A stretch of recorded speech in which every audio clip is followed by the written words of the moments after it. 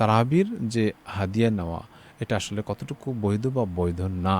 কাজে এই নিয়ে বাড়াবাড়ি করা, আমরা মুসল্লিরা অনেক আবেগ এবং আগ্রহ করে অনেকেই দিতে চায়, বিষয়টা অত্যন্ত গোপনীয়তার সাথে মানে যদি করা হয় তাহলে এই মাসআলাগত বিষয়টা রক্ষা করা হবে। তারাবির হাফেজদের হাদিয়া দেওয়া জায়েজ? হ্যাঁ, খুবই ব্যাপক প্রচলিত এবং গুঞ্জনময় একটি প্রশ্ন, যা সারা দেশ ও সারা বিশ্বে মানে আলোড়িত। আসলে তারাবির মানে নামাজ পড়িয়ে হাদিয়া দেওয়া বা নেওয়া, এই কথা যদি বলতে হয় তাহলে বলতে হবে যে ইসলামের একবার শুরু থেকে নিয়েই ইসলামী স্কলাররা, তারপর ফুকাহারা এই কথা বলেছেন যে মানে নামাজ পড়িয়ে কোরআন তেলাওয়াত করে কোনো হাদিয়া নেওয়া যাবে না।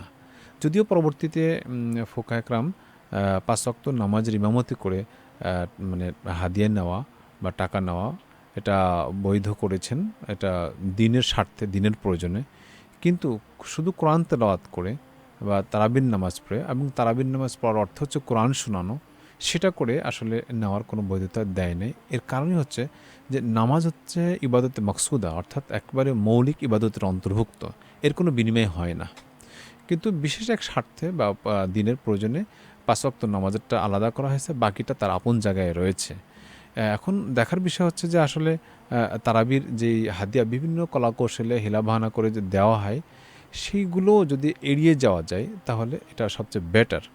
যদি সেটা না করা যায়, ব্যাস তারপরেও ব্যাস মানুষ চায় যে ঠিক আছে আমরা কিছু উনি আছেন সম্মান করব বা হাদিয়া করতে চায়, তাহলে ব্যাস এখানে মসজিদে তারাবির নাম করে কোনো কিছু উঠানো এটাও ঠিক হবে না।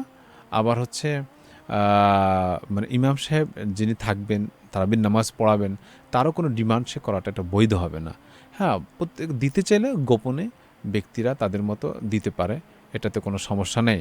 এবং এই প্রসঙ্গে একাধিক সাহাবী থেকে রাসূল সাল্লাল্লাহু আলাইহি ওয়াসাল্লামের মানে বক্তব্য আছে, যেমন আব্দুর রহমান ইবনে শিবুল, এরপরে হচ্ছে ইমরান ইবনে হুসাইন, মানে এই ধরনের একাধিক সাহাবা থেকে মুসনাদ আহমদের ভিতরে রাসূল সাল্লাল্লাহু আলাইহি ওয়াসাল্লাম বলছেন তোমরা কোরআন পড়ো কিন্তু এর বিনিময়ে গ্রহণ করে না।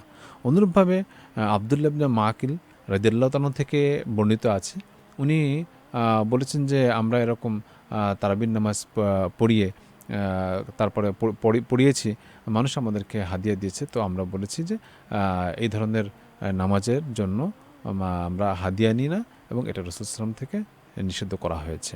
কাজে এ থেকে আমরা স্পষ্ট বুঝলাম যে আসলে তারাবির যে হাদিয়া নেওয়া এটা আসলে কতটুকু বৈধ বা বৈধ না।